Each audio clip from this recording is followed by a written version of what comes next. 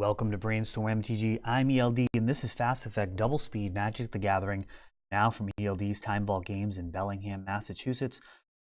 Blue-White Spirits versus Red Prison. Prison, not a huge portion of the meta, but people are aware of it. Very often are going to know a lot of your card choices. Blue-White Spirits, or perhaps Bant Spirits here. Looks like he's got a green for Noble Hierarch. More of a modern deck, ported over. Going to, of course, pick up a bunch of tools, bringing it into Legacy. But probably going to get a lot of people with some surprise interactions. At the very least, people are not going to know exactly what's in the list, as porting over typically just kind of uses a bunch of creative choices, finding room for cards like Force of Will, possibly Daze. We'll see what Tyler included. Chalice of the Void, standard operating procedure here for Ethan. City of Traders following up for Magus of the Moon. And we've got a 3-mana and Spell Queller here for Magus. That is quite a solid response. A 3-mana answer for a 3-mana threat. And Tyler's going to end up with a body out of the deal. You can do that all day long versus Prison, and you will end up in excellent shape if you're able to. Wasteland there does have a target, and he will fire it off at that City of Traders. Not going to look to get that sacrifice trigger an extra value later on. He's looking to compress the game as much as he can here. And 3 mana for Ethan brings up Goblin Rabblemaster. So this does threaten to potentially become a win condition, but as it stands now, pretty much just going to make Goblins that suicide into a Spell Queller every turn. Basic island here for Tyler. Future moon effects are going to be much less powerful. We already got Noble Hierarch and now a basic island. And it looks like, is that Rattle Chain? Look here at one of these lists. Rattle Chains, flying, flash, and when he enters the battlefield, target spirit gains hexproof until end of turn. And now all of his other spirits are going to have flash. A Supreme Phantom getting flashed in. A little glorious anthem for his spirits. Spirit Lord at 2 mana. And the air is getting a little heavy over here with all of these spirits. Hazoret coming for a little bit of counterplay. That is a lot of extra damage. Let's see what the blocks look like.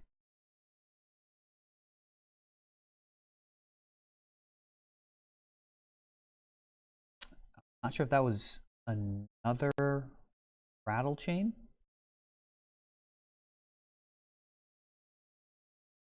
Supreme Phantom is blocking a token right now.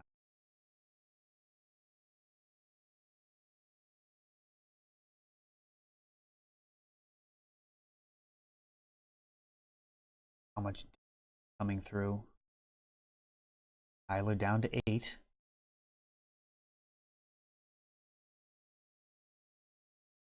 $11 left for Ethan here.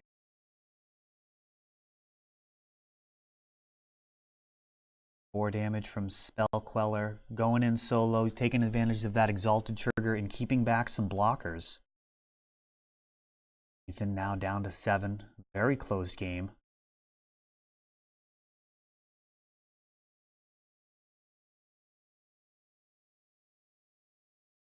The Goblin Rabblemaster could be interesting. Blood Moon, not particularly impactful here. It does get a card out of his hand for Hazoret. Looks like yet another Rattle Chain.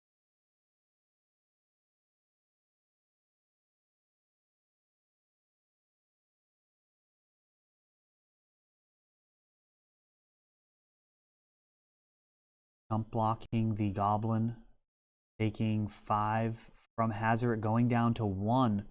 Tyler cannot say go here. He's got to find a way to win right now. Does he have it? Let's see here. I mean, this looks like enough damage from here. And it is, in fact, lethal. Ethan dropping game 1 there in a back and forth. Not a lot you can do as Red Prison against all of those flyers. Goblin Rabble Master tokens are often very solid in stopping cards like Gurmag Angler from allowing a more tempo-oriented deck from clawing their way back into the game. Just a few times, chump blocking really muddies the water and slows down their clock so much, but really nothing in terms of air defense. So these spirits might be pretty well poised versus this prison deck, which is likely good news for anybody looking to make the top 8 of this event. Red Prison, one of those decks that can often do particularly well in a top 8. It is tuned to beat kind of the premier decks in the format, and can often struggle versus things like we're seeing here, blue-white spirits, a lot of the rogue decks that are out there. Sometimes they don't rely as heavily on the one slot, so Chalice of the Void ends up potentially not just being a crippling card, it's kind of more of a nuisance, convenience. Blood Moon, likewise, if they are able to get out their basics and they're casting over the top cards, a lot of the time you can really struggle finding a way back into the game.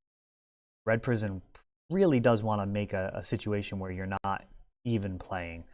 You're just kind of drawing your cards politely each turn and discard. That's kind of their best case scenario. Let's see what Ethan can do on the play here. We're going to see a turn 1 Chalice or Blood Moon. That's typically all that's within the keepable range here. Prison, very rarely are you going to want to just play a land and pass. Really want to land some type of lock component on the first turn, following it up with either pressure or additional lock pieces. Tyler going to 6, thinking it over. Looks like a scry is happening. No scry. So going to 5. Digging a bit of a hole here. Ethan's got to feel pretty good about that.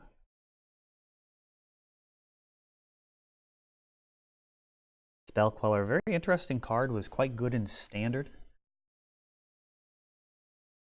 Don't really expect to play against it in Legacy, but a lot of fair decks that would get really punished by that type of counter. Here we go. Chrome Mox pitching Simian Spirit Guide into a first turn Goblin Rabble Master.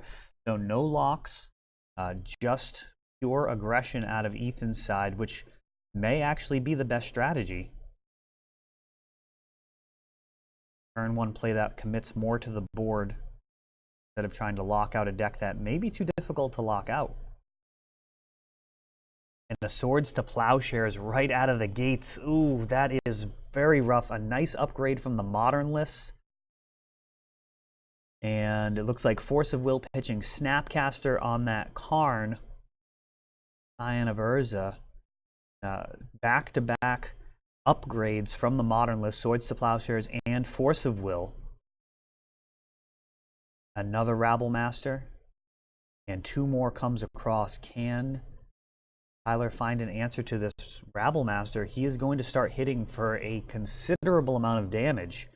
Next turn, the Rabble Master will hit for 5 all by himself, plus the 3 from the tokens. Means we're basically looking at a 2-turn window here for Tyler to find a way to stabilize. Rattle Chains potentially does that. Threatens to trade with the Rabble Master. Oh, that's a Supreme Phantom. So it's a 1/3 there. Gonna go ahead and block one of the tokens. Sorcerer Spyglass showing Force of Will and Spell Pierce. Tyler still with some hope here. Swords to Plowshares would do quite a lot to stabilize. That Rabble Master is the real problem. Those tokens can be handled at their leisure in time.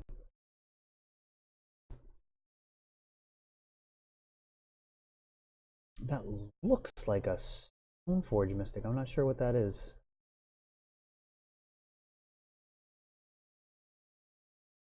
Oh, and it is. It actually is the promo Stoneforge Mystic. We are working on the lighting setup here, continuing to improve, so keep an eye on the channel. We are looking to impress this year. I've already purchased a new web camera. You'll notice that the footage itself is a higher resolution, going to be getting a new computer as well. Rabblemaster goes down with a double block and 3 tokens left behind. Are we going to see a flash creature? A Swords to Plowshares? Oh, just too late. If Swords was able to hit that Rabblemaster, this would be a very different game. And here's the Chandra Spell Pierce available for that, and packing it into the tokens.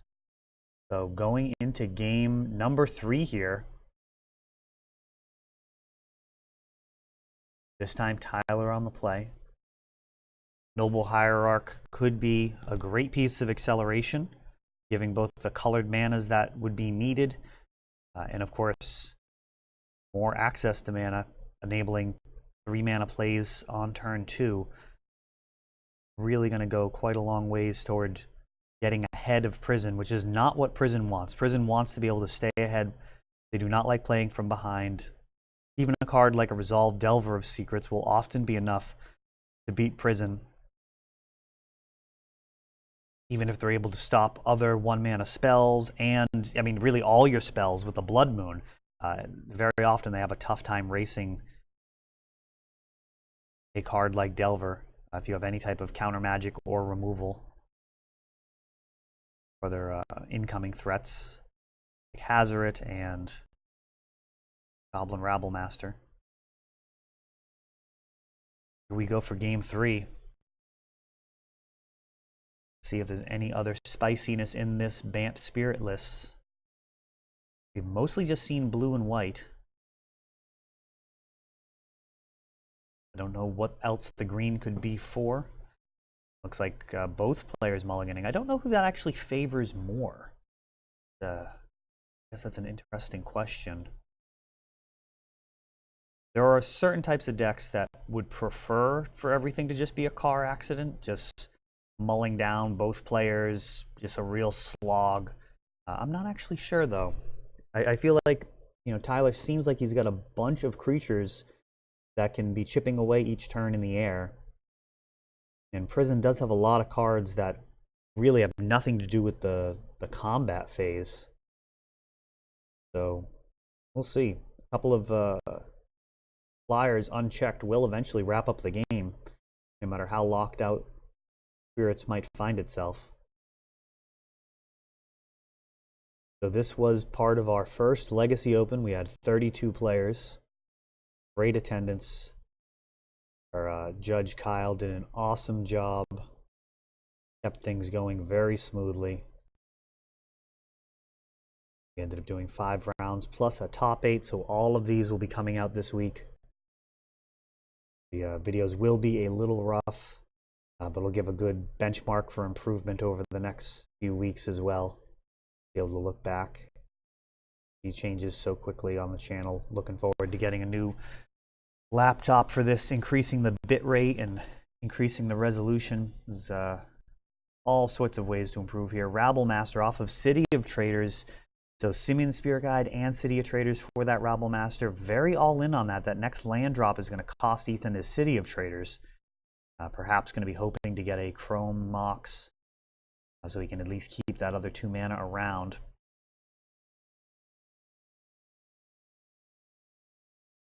Card advantage very much in Tyler's court right now. And fetching that basic plains, not going to allow for Brainstorm first, is super unfortunate. Tyler may be looking to Brainstorm, hoping to hit a Swords to Plowshares here, even though he runs the risk of potentially locking himself out with Brainstorm for the next 2 draw steps. The risk-reward ratio might just mandate it. And nope, it looks like he is... That might be a Rattle Chains. I'm not sure what that is. Glare, a little bit of an issue on Tyler's side. Looks like we solved the glare issue pretty well for Ethan's side, though we can really see what's going on there. Just in time to not be able to remember the name of this new war boss, the Goblin War Boss, something like that. Basically giving access to Goblin Rabble Master 5 through 8. Probably not quite as good. But, you know, it's trade-offs. And it does allow the prison player to be as aggressive as they like. Interesting choice here, using the Tundra to brainstorm instead of the island. Perhaps expecting a Blood Moon to resolve on the other side and wanting to have a response. I'm not sure. 2 mana, a Supreme Phantom. So all of Tyler's guys are going to be getting +1/+1. Well, the spirits, that is. I suppose he does have some non-spirits in the deck.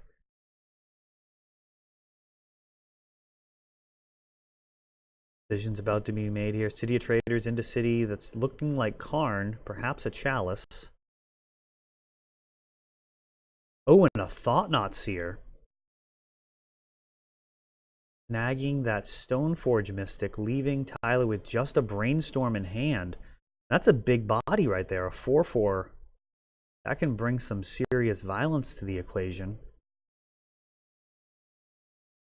I don't recall seeing Thought-Knot very often in these prison lists. You do have Ancient Tomb and City of Traders. Very often they're absent Wasteland. So that's interesting. I wonder how many colorless sources you really need to be able to consistently jam that Thought-Knots here. A couple of tokens down. And Tyler very much back on his heels here. Brainstorm. A Noble Hierarch, a Spell Pierce, and a Force in his hand. Very reactive cards, and that's not going to do it. So Ethan taking it down in 3 here with Red Prison versus Spirits. I don't have an outro right now, so thanks for watching.